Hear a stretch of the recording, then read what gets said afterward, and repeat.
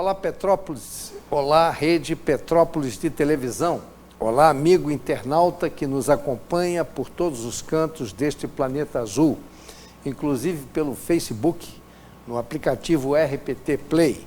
Começa agora, ao vivo, mais um Dossiê História, um programa eminentemente cultural, pelo canal 10 da Tech Cable Rede Petrópolis de Televisão, sempre às quintas-feiras, a partir de 18 horas.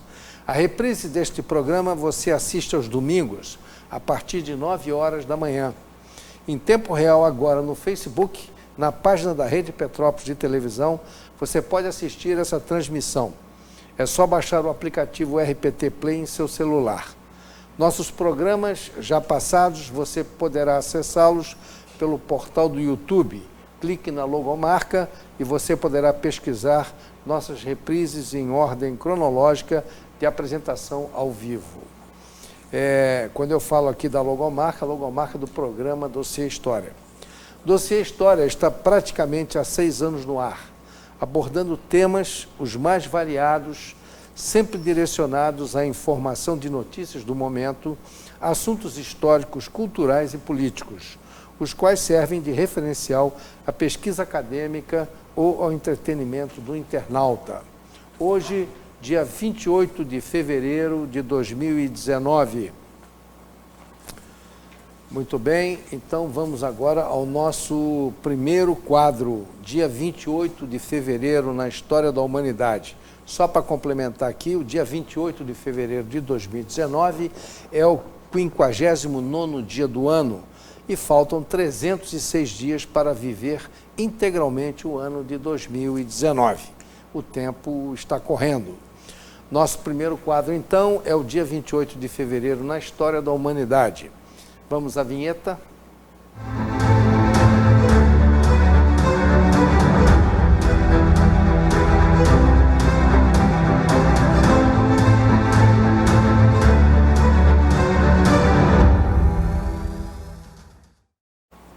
Bom, 1524 ou 1525 ou 1527, não sei bem a data, e também o dia, não sei se é 28 de fevereiro, se é 26 de fevereiro. Eu pesquisei em várias enciclopédias, em várias páginas da internet e não cheguei a nenhuma conclusão. A história, às vezes, tem esse tipo de problema. Então, o último imperador asteca, Cuauhtémoc, também chamado de Cautemozin ou Guatimozin. Ele é torturado e executado pelo conquistador espanhol Hernán Cortés. Ele era sobrinho do grande imperador Montezuma. Guatimozin reinava em Tenochtitlan, que naquela altura dos acontecimentos estava sitiada pelos soldados de Cortés e também fora devastada por uma epidemia de varíola. Cuauhtémoc tinha 18 anos na época. Ele, preso por Cortés, que invadiu lá a fortaleza deles, submeteu-o a torturas, inclusive o suplício de fogo, né? Que é a queima dos pés em tortura, por se negar a dizer a Cortés onde se encontrava o tesouro real de Montezuma. Ele resistiu heroicamente, mas acabou, mesmo assim, posteriormente, enforcado por Cortés. Segundo a enciclopédia Barça, a morte de Guatimozin teria sido em 26 de fevereiro de 1522. Consultas a Delta Larousse e a Kugan Ruiz falam em outras datas. O Portel Terra fala em 28 de fevereiro de 1525. Então, aqui há uma série de contrastes em relação às datas. Não deu para precisar a data da morte dele. A morte dele, no entanto, é um símbolo de heroísmo aos cidadãos astecas até hoje. Foi o 11º imperador asteca e o nome dele significa águia que cai. Então, seguindo em frente, em 28 de fevereiro de 1594, o médico da grande rainha Elizabeth I, Roger Loper, é preso por suposta conspiração para envenenar a rainha. Também não consegui mergulhar nessa pesquisa, porque não encontrei nos alfarrábios nenhuma referência a essa conspiração e o fim dado a esse médico Roger Loper. A rainha, ela morre logo no início dos anos 1600. Eu não sei o que ocorreu com esse médico. Em 1644, os holandeses abandonam São Luís e a capitania do Maranhão retorna ao domínio português. Isso 10 anos antes deles também serem expulsos de Recife, de Pernambuco. Em 1806, os franceses capturam Barcelona, na Espanha, na expansão de Bonaparte. Em 1854, isso aqui é um fato curiosíssimo, Rio de Janeiro assiste ao primeiro desfile de carros alegóricos durante o Carnaval, 1854. Primeiro desfile de carros alegóricos durante o Carnaval. Quer dizer, aquela vocação carnavalesca do carioca já estava íncita lá desde 1854. O plano cruzado determina a substituição do cruzeiro, que perde 3 zeros, 28 de fevereiro de 1986. Em 1990, a Rússia institui a propriedade privada da terra. Quer dizer, o comunismo começava a cair. Em 1994, o ministro da Fazenda à época, Fernando Henrique Cardoso, anuncia o Plano Real de Combate à Inflação. Olha que 28 de fevereiro é uma data fatídica para assuntos econômicos no Brasil. Mudança de moeda e outras coisas. É exatamente hoje, dia 28 de fevereiro. Vamos ver se até logo mais à noite não acontece alguma mudança financeira no país. Muito bem, então encerramos aqui esse nosso tópico e vamos agora ao nosso jornalismo, dossiê História, e eu peço a vinheta.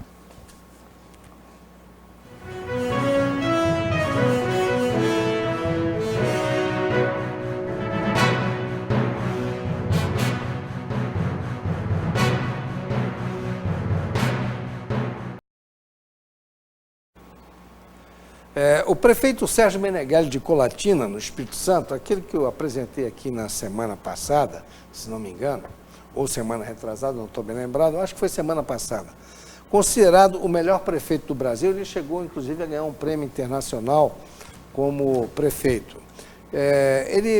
Eu estou trazendo um vídeo aqui, ele chegando na sede do município, da prefeitura, para receber o mandato dele de bicicleta e muito aplaudido pelo povo. Ele é um prefeito extremamente exemplar e muito querido pela comunidade. Vamos dar uma olhada para ver que exemplo esse prefeito dá, para ver se a gente inspira também o nosso prefeito aqui de Petrópolis, ver se ele consegue também ser um pouco mais humilde. Vamos lá.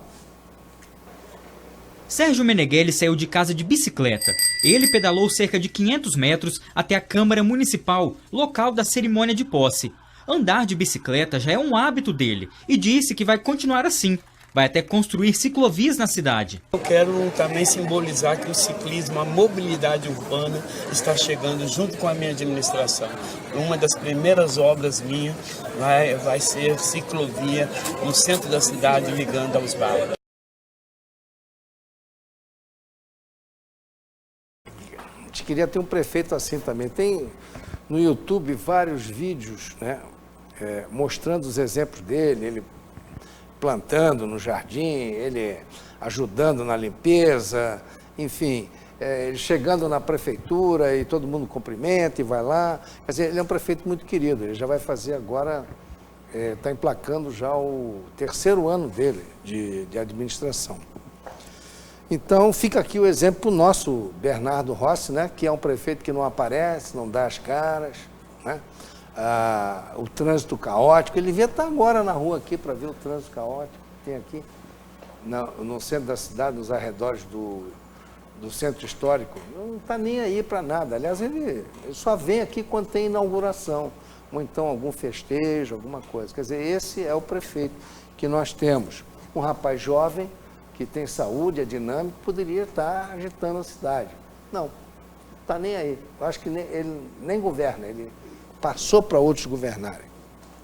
Mas muito bem, falando em governar e falando em pessoa que está alienada dos seus deveres políticos, Nós vamos agora falar do Aécio, aquele vídeo da semana passada, do Aécio Neves, que eu não consegui passar.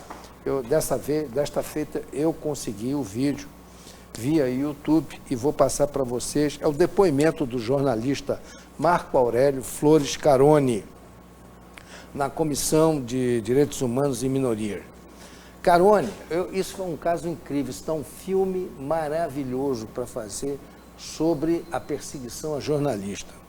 Eu nunca vi a Rede Globo, a Globo News, nenhuma emissora, grande emissora de repercussão nacional, falar nada sobre o caso desse colega jornalista lá de Belo Horizonte, o Carone. Carone foi vítima de uma organização criminosa que operou em Minas para perseguição política no governo de Aécio Neves e de seu pupilo sucessor, o hoje senador Anastasia. Vamos ao vídeo e depois eu comento.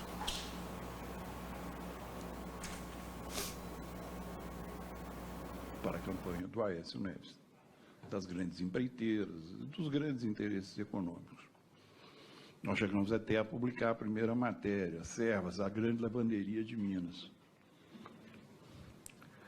Outra matéria que nós íamos publicar, já estávamos com tudo preparado para poder publicar, e isto tem uma implicação que hoje o país deveria estar sabendo com quem está lidando, tá certo? Diz respeito às overdoses do então governador Aécio Neves dentro do Palácio da Liberdade. 3. Atestada pela PM2, porque o Palácio da Liberdade é fiscalizado pela PM, levado para o Hospital Mater Dei 3 vezes, e inclusive o médico dizendo que ele não tinha condições de tomar conta dele, certo? E ele estava tomando conta de Minas Gerais e agora exerce o mandato e todo mundo viu o que ele está fazendo no Brasil. A outra matéria dizia respeito ao Nióbio, que é quem financiou tudo isso hoje, que é denominado golpe. O que é o Nióbio? O Nióbio é um produto que só existe em Minas, no mundo, em condições de exploração, e que ele, através de uma parceria da Codemig, que é uma empresa do governo do Estado de Minas Gerais, junto com a CBMM, que é uma empresa do Grupo Moreira Salles, que é do Banco Itaú, esse nióbio é vendido para a Bolsa de Londres, por um preço cotado na Bolsa, e depois ele é revendido por 3, 4, 5, 6, 7, 8, às vezes até 10 vezes o valor. Isso não sou eu que estou falando, isso está atestado pelo Tribunal de Contas do Estado de Minas Gerais em um relatório. Isso forma um caixa administrado pelo senhor Oswaldo Borges da Costa. Parte desse dinheiro ia para Liechtenstein, uma conta denominada Morgan Taylor, que era uma conta pessoal da família Neves, certo? E o restante ficava em um fundo que retornava ao Brasil através do Grupo Moreira Salles e que financiava toda a macroestrutura junto aos grandes veículos, junto a uma série de atividades para manter uma pessoa que é um produto, é como se fosse uma Coca-Cola, certo? Uma pessoa que diariamente, segundo relatórios do próprio hospital, tinha que tomar injeção para levantar, para poder trabalhar, né? Que atendia aos interesses de um grupo que, desde trás, era um grupo parceiro do avô dele, certo?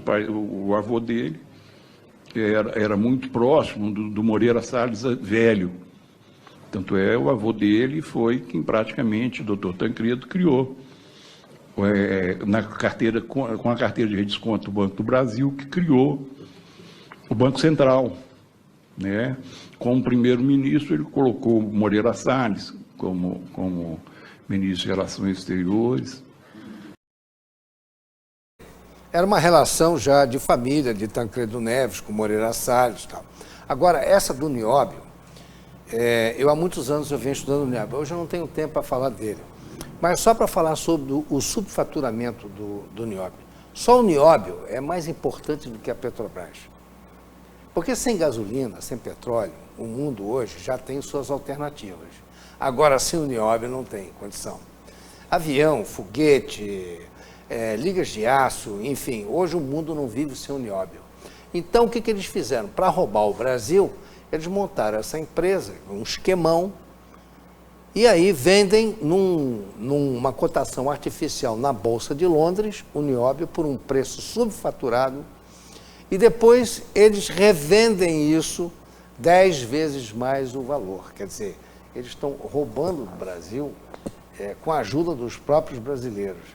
E isso estava montado em Minas Gerais, numa estrutura que já vinha desde Tancredo Neves, que todo mundo aí fala que é o libertário da democracia e tal.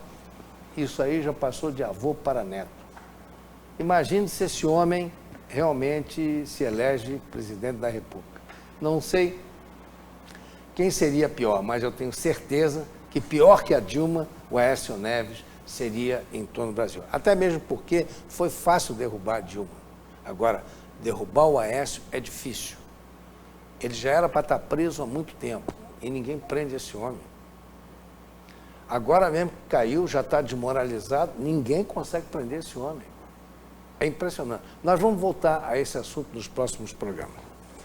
Muito bem, então encerramos aqui o nosso jornalismo hoje. Vamos passar então a nossa matéria de fundo.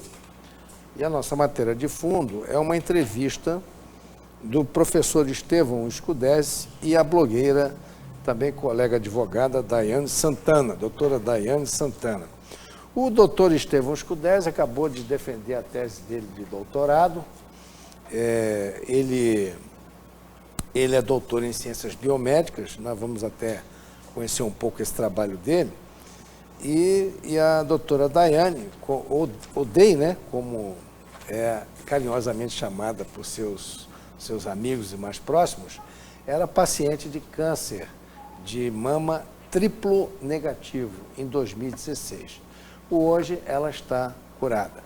Nós vamos conhecer um pouco essa relação da cura do câncer e o exercício físico. Por isso eu convidei hoje o professor Estevão e a Daiane para a gente falar sobre isso. Muito obrigado pela presença de vocês, uma honra, um prazer grande em recebê-los aqui. O prazer é nosso, indubitavelmente. Obrigada por dar esse espaço para falar sobre um assunto tão importante. E é verdade. E isso aí, eu queria chamar a atenção do nosso telespectador, que é um assunto realmente deveras importante, porque hoje o câncer, né, ele assola todos os lares hoje. Quem não tem um parente hoje com câncer, né? Então nós vamos conhecer como é que é feito essa relação de cura através do exercício físico, que não é a cura total absoluta através do exercício físico, mas que é uma terapia e ele ajuda, né? Então, inicialmente, eu queria que a Daiane explicasse para a gente, permita a liberdade de chamá-la de Daiane. Por favor. Vamos deixar os doutores, né? Por favor. Para outro ambiente, outro clima. Mas, então, eu gostaria que você explicasse para nós o que é o câncer de mama triplo negativo, essa expressão triplo negativo. Perfeito. Inicialmente, só vou fazer uma justificativa. Eu não sou da área da saúde, né? Uhum. Eu sou formada em humanas, mas vou compartilhar aqui a partir de tudo que eu aprendi enquanto paciente. Sim, claro. É importante falar isso para que entendam que eu não tenho nenhuma responsabilidade enquanto Claro. formada na área. Bom, esse câncer de mama triplo negativo é considerado hoje um dos subtipos talvez um dos mais agressivos, e infelizmente o que possuiu a menor evolução em termos de ciência nas últimas 2 décadas. Por quê? Foram identificados nos tumores de mama receptores hormonais ou receptores uma expressão de uma proteína conhecida como HER2 positivo, né? O HER2. Quando eles têm esse tipo de expressão, o HER2, ou a progesterona, ou o estrogênio, é possível hoje para os oncologistas administrar algum tipo de medicamento que funcione como um bloqueador. Como se fosse uma fechadura, eles interrompem essa fechadura e aí eles não podem mais usar a proteína para que o tumor venha a se desenvolver. O triplo negativo advém justamente da ausência dessas três proteínas ou hormônios. Então, o que acontece? Eles não têm nenhum tipo de bloqueador para aumentar a sobrevida desse paciente. Então, o paciente com câncer de mama triplo negativo possui um leque de ferramentas menor do que os demais pacientes, que às vezes ficam fazendo medicação oral ao longo de 5, 10 anos.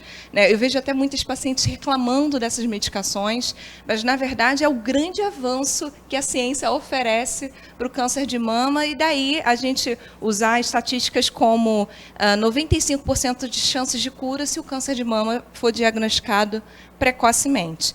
Infelizmente, mas por enquanto, o triplo negativo não tem nenhum avanço nesse sentido. No futuro... a pesquisa, né? A pesquisa ainda está muito... Tem evoluções, tem pesquisas em andamento, mas nada que ainda possa ser aplicado em definitivo. Perfeito. Estão pesquisando androgênio e outras substâncias que podem estar afetando esses tumores. Bom, então eu perguntaria agora ao professor Estevão, mas antes, porém, eu gostaria que você explicasse para nós esse seu curso de doutorado que você concluiu agora, o doutorado, recebeu o seu título de doutor, né? Exatamente isso. Então, no meu curso, eu sou formado em Educação Física, sou professor de Educação Física, eu fiz um mestrado em Educação Física, né? Tive a oportunidade de ingressar numa escola de biociências e enfermagem, na Rio, a qual é uma ciência que é uma instituição que abraça várias áreas do conhecimento da saúde. Grande alta na pesquisa científica, né, é utilizada como prevenção, a atividade física hoje está uma ponta de lança hoje nos estudos de saúde. Então, existe um interesse da comunidade científica muito grande, então as portas se abrem cada vez mais para profissionais de educação física, e foi exatamente esse o meu caso. Eu ingressei num doutorado multidisciplinar, onde tem nutricionistas, psicólogos, médicos, enfermeiros, e eu, como professor de educação física, fiz o curso e me graduei agora, tem poucas semanas, no curso, e tive a oportunidade nesse período de morar nos Estados Unidos. Fiquei um período nos Estados Unidos como doutorado, como professor visitante, pesquisador visitante da Universidade de Iowa, nos Estados Unidos, o qual tive a chance também de realizar pesquisas com relação a diabetes e parte inflamatória e exercício físico, sempre focado no músculo e no exercício físico. Então, com a conclusão do curso agora, a gente tem agora uma parceria com a Daiane, né, já não é de hoje, com o intuito de levar informação acerca do exercício físico, do poder terapêutico do exercício físico, o papel do músculo esquelético, né, do sistema músculo esquelético em geral, para a saúde geral do indivíduo, que é total. A gente vem falando isso, já não é de hoje, né, até meio redundante falar isso, né, a gente sempre fala, é clichê falar que a atividade física é saúde, exercício físico regular é saúde, mas, no entanto, é tão avassalador, o nível de evidências científicas é tão grande e avassalador que a gente tem que martelar nessa tecla e até que isso vire uma rotina, um hábito geral da população. Tudo bem. Bom, então agora, Daiane, eu queria que você colocasse para nós como é que vocês se conheceram, você e o Estevão, como é que vocês se conheceram nessa parceria que vocês estão juntos, que o nosso telespectador daqui a pouco vai conhecer. Eles juntos parece que estão fazendo palestras e estão colocando esse trabalho em conjunto que ambos estão fazendo para a população, a serviço da população, um serviço de utilidade pública, vamos dizer assim, em prol da saúde, né? Exatamente. A pergunta vem em ótima hora, porque conjuga justamente as duas coisas que nós acabamos de falar. Logo que eu terminei meu tratamento, né, quimioterapia, radioterapia, cirurgia e tudo mais, eu fui questionar meu oncologista a ausência de qualquer espécie de tratamento pós-quimioterapia. E que eu ficava um pouco assustada com aquilo, né? Eu queria alguma coisa que me desse um pouco mais de respaldo para seguir minha vida em frente. E questionando isso, ele falou assim, olha, mas tem um remédio que você não está usando e você deveria estar fazendo uso cotidianamente. Meu Deus, o que é isso? Que eu não fiquei atenta. E ele falou, exercício físico regularmente é o remédio que você precisa agora. Eu desdenhei quando ele falou isso. Desdenhei porque acho que justamente por conta daquilo que você acabou de falar. A gente fala tanto que exercício físico é saúde, que acho que começou a entrar por um ouvido e sair por outro, porque as pessoas não prestam mais atenção. E fato é, e logo depois eu descobri isso, que a quantidade de evidências científicas do quanto que o exercício físico impacta a vida do paciente oncológico é algo absurdo e extremamente relevante. A gente está falando algo em torno de 50% menos risco de recidiva do câncer se a pessoa praticar atividade física regularmente. Comecei a praticar atividade física, objetivando ter mais saúde, e um dia conversando com o queridíssimo Murilo Guerra, né, um profissional sem igual aqui na cidade de Petrópolis. Dono da Academia Aeróbica. Dono da Academia Aeróbica. E conversando com o Murilo, ele falou comigo a respeito, eu comentei sobre essa questão que o oncologista colocou, e falei que eu queria muito divulgar isso e fazer com que isso chegasse aos ouvidos dos pacientes de uma maneira que efetivamente entrasse na mente e no coração dessas pessoas, assim como aconteceu comigo. E a primeira coisa que o Murilo falou, olha, eu tenho que te apresentar o Estevão Scudese, porque é um profissional que vai dar toda a bagagem científica que você precisa para amparar esses seus discursos no blog Viver Eu Quero, para atingir o público da maneira que você almeja. Um dia, eu estava aqui, na verdade, apesar do Murilo ter comentado isso comigo, a gente estava aqui na Rede Petrópolis de televisão para fazer uma entrevista e o Murilo ia mandar um representante da aeróbica. Foi o dia que eu conheci o Estevão. Nem sabia que seria ele. Né? Ele tinha acabado de chegar dos Estados Unidos, não foi? Foi, tinha acabado de chegar e nós nos conhecemos, curiosamente, aqui nesse programa. Exatamente. Isso faz quanto tempo? 1 ano e alguns meses. 1 ano e meio, mais ou menos. 1 ano e meio, por aí. E eu estava no meio da organização de um evento em prol de pacientes e também de esclarecimento ao público em geral, né, voltado para o Outubro Rosa, falando sobre rastreamento de câncer de mama e atitudes preventivas. E o Estevão veio nesse dia caindo como uma luva com essa pesquisa que ele fez nos Estados Unidos acerca do desenvolvimento da massa magra e o quanto que colabora para o paciente diabético corrigir até, né, a doença que está em andamento. E o processo bioquímico, tanto do paciente oncológico quanto do paciente diabético, é extremamente semelhante no sentido dos benefícios, né, quando ele alcança um maior índice de massa magra. Sim. E aí o nosso discurso alinhou no primeiro dia, né, no dia que nós estávamos conversando aqui nos estúdios. E, olha, essa é a pessoa perfeita para poder falar com o público e falar numa linguagem acessível, porque às vezes é difícil a gente falar sobre dados científicos e fazer com que essa comunicação se efetive, né, para quem mais precisa. E o Estevão estava muito aberto, ele tem essa bagagem também, né, de televisão, de comunicação, ele consegue atingir o público com uma facilidade muito grande. E de lá para cá foram inúmeras parcerias e ações, com palestras, entrevistas, atingindo não apenas os meios de comunicação nas redes sociais, mas diversos outros meios de comunicação. Agora, essas palestras são com base no trabalho que vocês fizeram em conjunto, é isso? Na verdade, ele leva muito em consideração parte do trabalho que o Estevão desenvolveu no seu doutorado, mas também outros estudos científicos apresentados em grandes eventos, como a ASCO, que é a American Society of Clinical Oncology, ou até mesmo outras organizações, como a europeia. Aí eu perguntaria agora ao Estevão, né, como foi que você conseguiu associar o tratamento do câncer com exercício físico?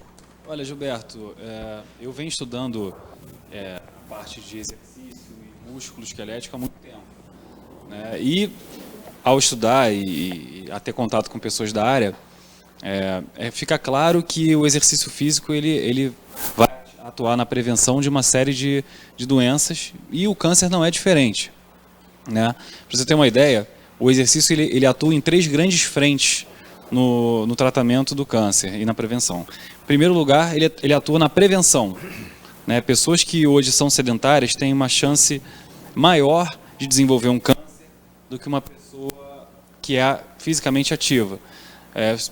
Só para você imaginar, cerca de 30% dos casos de câncer no mundo estão diretamente relacionados à obesidade, tá? Então, quando você reduz a obesidade, que é um quadro crônico de inflamação sistêmica, você reduz também a chance do aparecimento de um câncer. Então, na contramão da obesidade, vem o exercício físico auxiliando no aumento da massa muscular, na diminuição da percentual de gordura. E aí, a segunda frente das 3 que eu falei, que o exercício vai atuar, é durante a sobrevivência ao tratamento, que muitas das vezes é extremamente agressivo. E uma pessoa com história na atividade física, ela consegue ter mais chance de sobreviver ao tratamento do que uma pessoa que não tem histórico com a atividade física. A pessoa que tem a prática da atividade física regular, ela geralmente tem mais massa muscular, que é um fator preditor primordial para risco de morte iminente, para você ter uma ideia. E por último, para encerrar as 3 frentes de atuação, evitando a recidiva, ou seja, o reaparecimento. Uma vez essa pessoa curada do câncer, a atividade física pode reduzir até em 50% a recidiva, o reaparecimento de um novo câncer. Tá? Então, a influência é total, né? Como disse bem o oncologista na época, ela tinha esse medicamento, entre aspas, à disposição e não estava usando, ela estava sedentária. E foi aí que o professor Murilo Guerra me apresentou a Daiane. Eu tinha acabado de chegar dos Estados Unidos, lá não realizei pesquisas com relação a câncer especificamente, mas com relação a obesidade, diabetes e inflamação sistêmica contra o exercício, né? Então, quando eu cheguei, eu estava com muito conhecimento fresco e bioquimicamente essas relações elas estabelecem pontes quando a gente fala com câncer, né? Então, nós alinhamos o discurso e percebemos que era uma forma muito, muito interessante de impactar o público, levar não somente o conhecimento científico, mas como palestra e conhecimento mesmo duro para as pessoas, mas principalmente o testemunho da Daiane, que é um testemunho de vida. Ela leva junto, por exemplo, agora, ano passado, no final do ano passado, nós estivemos na SFBO, que é a Sociedade Franco-Brasileira de Oncologia, que teve o seu grande congresso internacional realizado aqui no Hotel Windsor, na Barra da Tijuca, e nós palestramos. Eu com a parte científica, a Dai encerrou o evento dando testemunho dela de sobrevivência, mostrando a vida dela. Até trouxemos algumas imagens. Umas fotos aí para mostrar, eu pediria a nossa produção para passar essa série de fotos que nós temos aí. Essa é uma típica publicação de redes sociais, e assim a gente consegue influenciar outros pacientes e pessoas que não vivem necessariamente o universo oncológico a também praticar atividade física.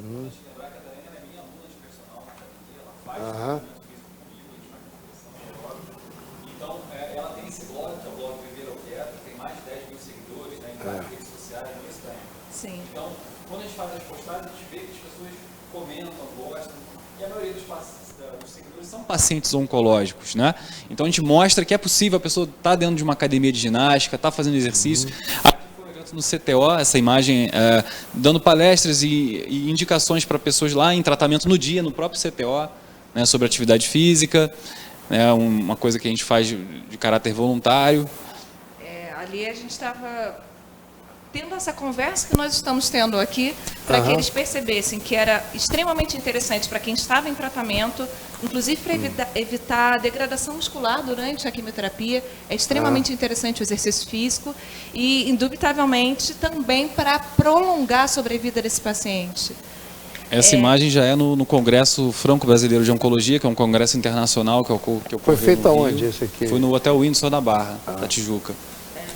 O público aqui já era bem diferente daquele anterior. Sei. Aqui era um público mais técnico, em sua maioria médicos. Médicos oncologistas, né? Oncologistas, mastologistas, muitos com alguma interface com oncologia.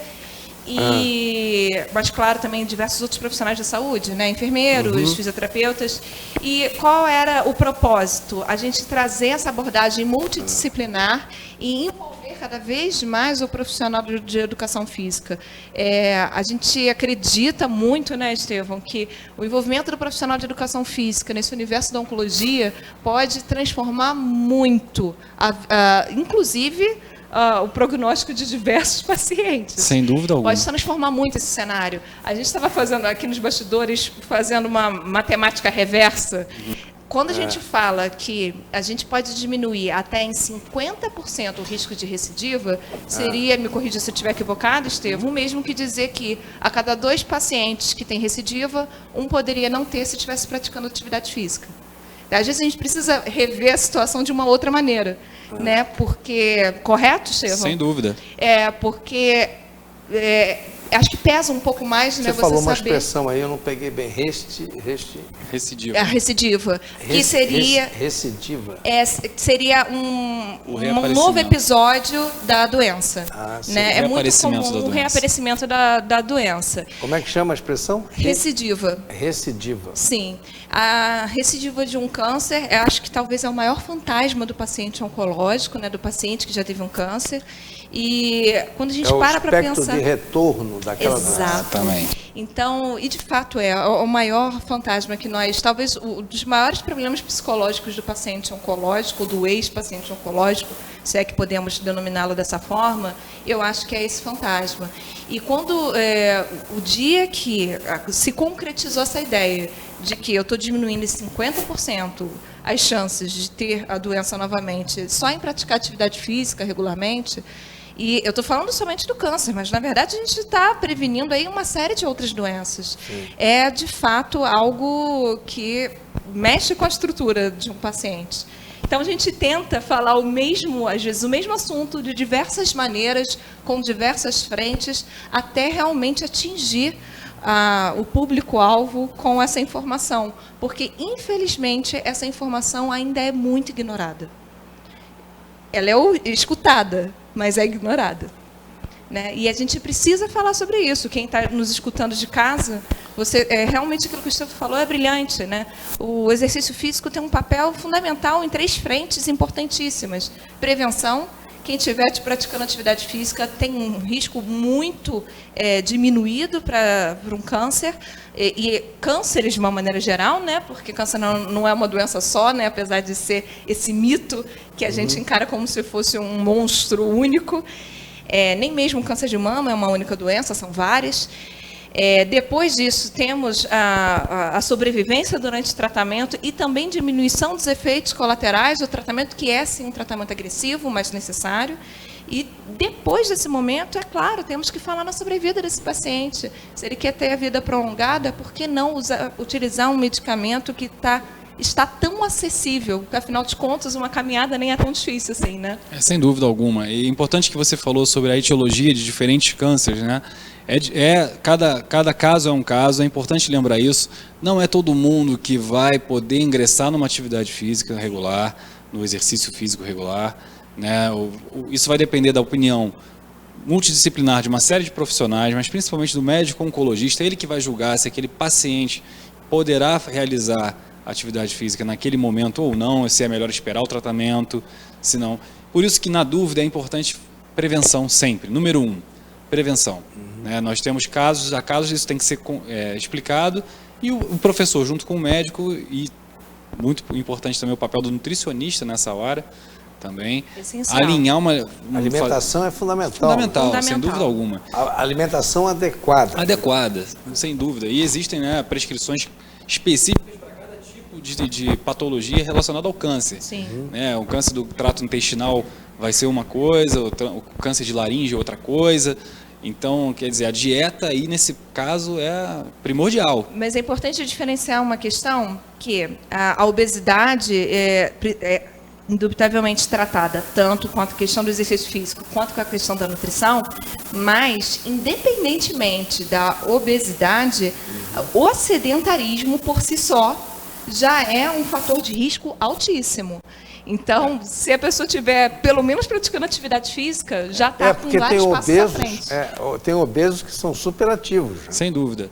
Isso já auxilia, Assim como tem pessoas que não são obesas, mas são sedentárias. Exatamente. Pra você ter uma ideia, o sedentarismo hoje, ele já é, para o câncer, considerado um fator de risco isolado.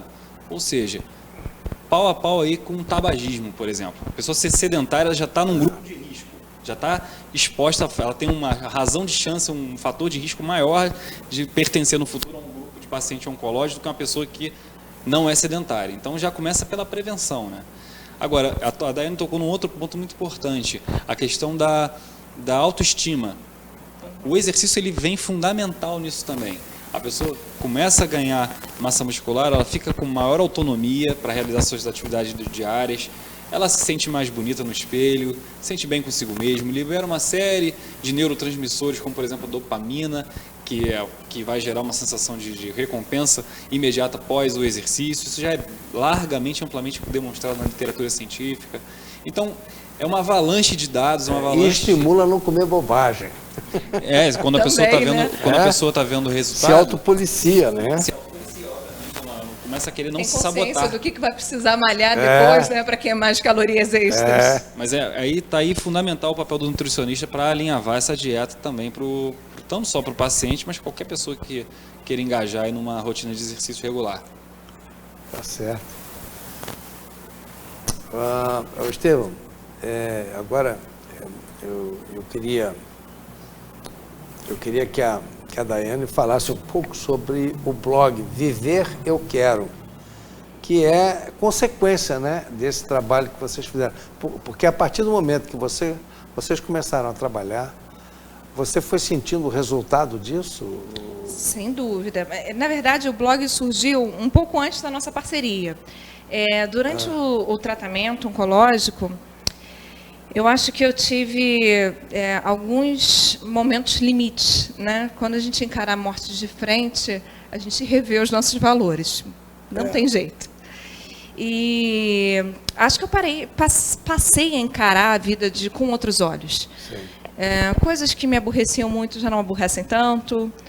Não virei nenhuma santa, não é nada disso, mas o que eu quero dizer é que a gente dá valor a coisas que realmente são importantes. E já não se deixa bater por coisas simples. E, com o tempo, os familiares que chegavam lá em casa, muitos amigos também, chegavam com aquele tom de velório, né, acreditando que a gente estava diante de uma doença que levaria a uma morte iminente, que é o grande estigma do câncer até hoje, né? A primeira coisa que a pessoa associa quando tem um diagnóstico é a questão da morte iminente. Eu também fiz essa associação. E quando eles chegavam e viam que eu estava, na verdade, muito cheio de vida e com um espírito de vencer aquele momento, na verdade, eu acabava consolando as pessoas que chegavam lá para que elas tivessem outro olhar sobre a vida. Todos pediam para que eu escrevesse sobre isso e compartilhasse essa perspectiva com outras pessoas. Um dia eu resolvi criar o blog Viver Eu Quero, de uma maneira muito despretensiosa e mais quase como um diário pessoal, e com esse novo olhar. Não demorou muito, o público começou a demandar informações numa linguagem acessível. E aí, em pouquíssimo tempo, o blog foi assumindo 3 missões principais, que é falar sobre oncologia nessa linguagem mais acessível, como eu estava dizendo, elevar a autoestima do paciente, que é muito importante, porque há uma mudança de imagem, né, de autoimagem, num tempo curtíssimo e de uma maneira muito brusca. E é claro, né, que a gente tem que falar desse mito do câncer, então precisamos desmistificar para que nem todo mundo chegue ao diagnóstico de uma maneira tão assustadora. O blog foi crescendo e, à medida que eu fui precisando de mais informações técnicas, eu precisei ampliar o leque. Eu comecei entrevistando os meus médicos. No início, eu fiz o tratamento em Niterói por questões burocráticas. E eu sou petropolitana, moro em Petrópolis, mas precisei fazer meu tratamento lá. Mas acaba que os caminhos vai colaborando, né? Vão colaborando para que a coisa evolua de uma outra maneira. E eles começaram a me indicar para ir a congressos de oncologia. E lá eu tive a oportunidade de abrir outras frentes. Então, essa coisa de dialogar com pessoas do universo científico foi muito interessante, porque eu quase que virei uma tradutora, né? Falavam a linguagem da oncologia, eu falava a linguagem que todo mundo entendia. E aí, em um determinado momento, o Estevão uniu forças aí para que a gente falasse mais dessa outra linha, não apenas de medicação, de qual é o tratamento quando a coisa já está muito feia, né? Mas falar sobre aquela linguagem de que você tem ferramentas à sua mão, à sua disposição, e pode salvar a sua vida, a vida de quem está ao seu lado.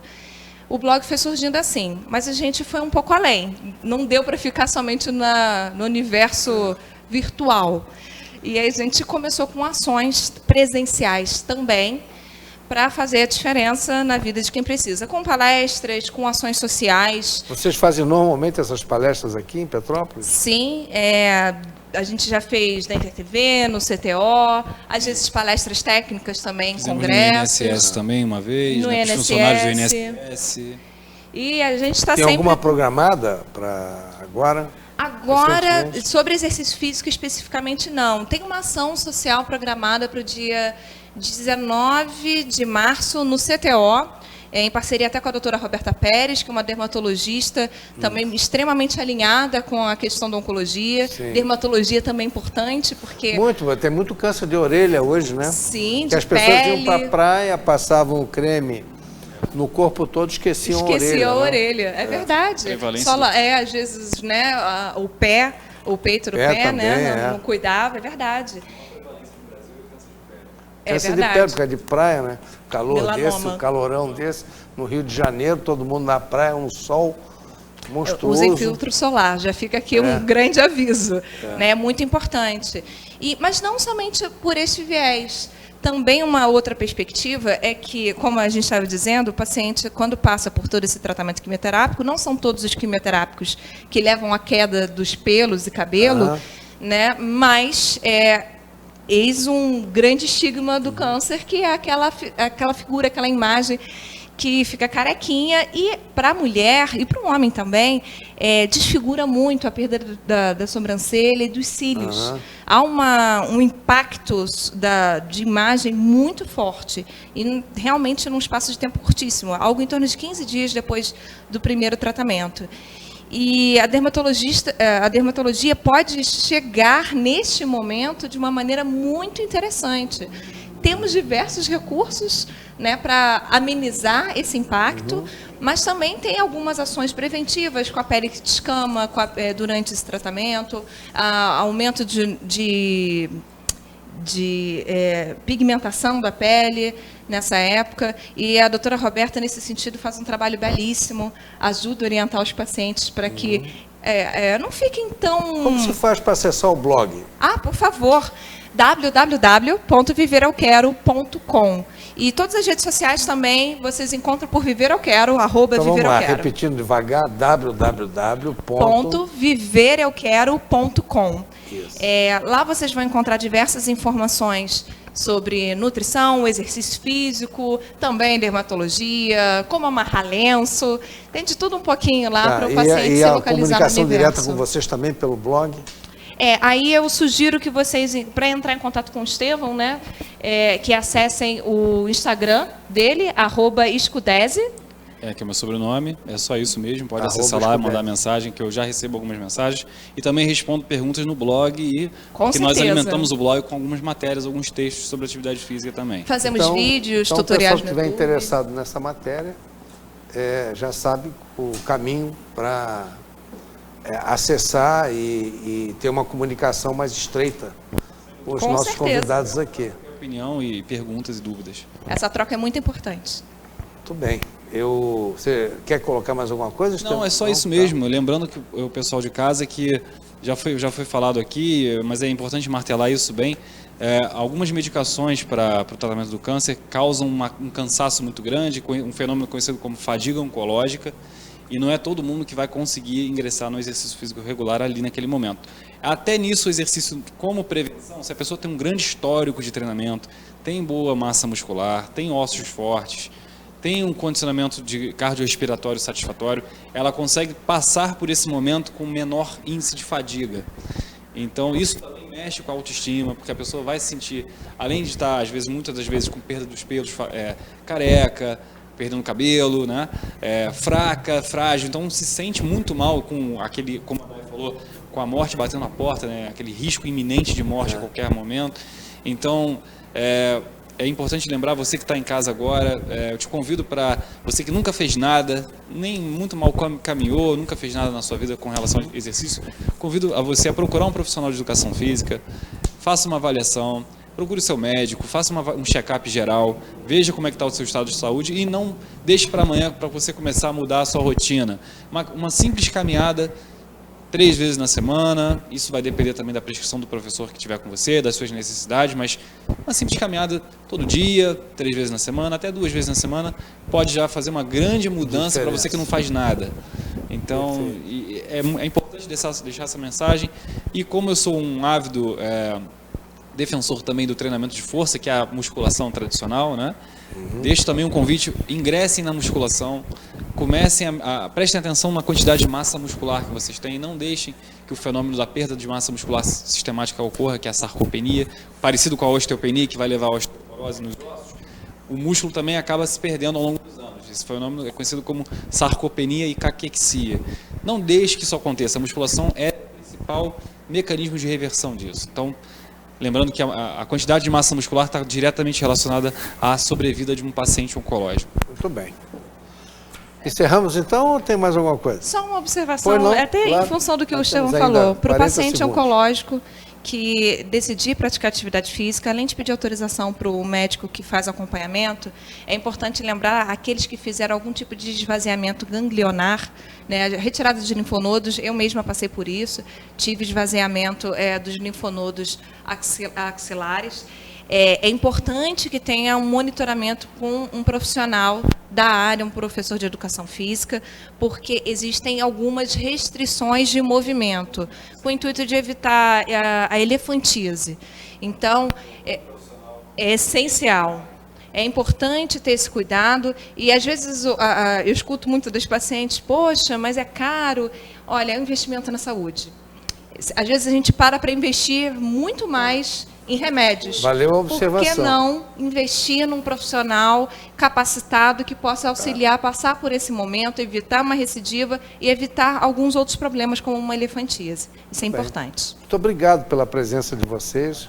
O programa está sempre Com certeza, aberto. Quando quiserem voltar, estamos à disposição. Muito obrigada. Quando tiver alguma novidade, alguma coisa que vocês queiram colocar, o nosso público, o programa está às ordens. Tá? Obrigada. Meus amigos, muito obrigado também pela assistência do programa de hoje. Lembrando que na quinta-feira da semana que vem, que é a nossa semana de carnaval, nós não vamos ter um novo programa, mas sim uma reprise, que ainda vamos estabelecer qual será a reprise de quinta-feira. E na outra quinta-feira, então, depois do carnaval, voltaremos com uma nova atração. Muito obrigado pela audiência, pela paciência de vocês em assistir o nosso programa, e lembrando que a reprise de hoje estará domingo às 9 horas da manhã, em reprise na RPT. Uma boa noite a todos vocês, até a próxima semana ou na outra semana, com uma nova atração.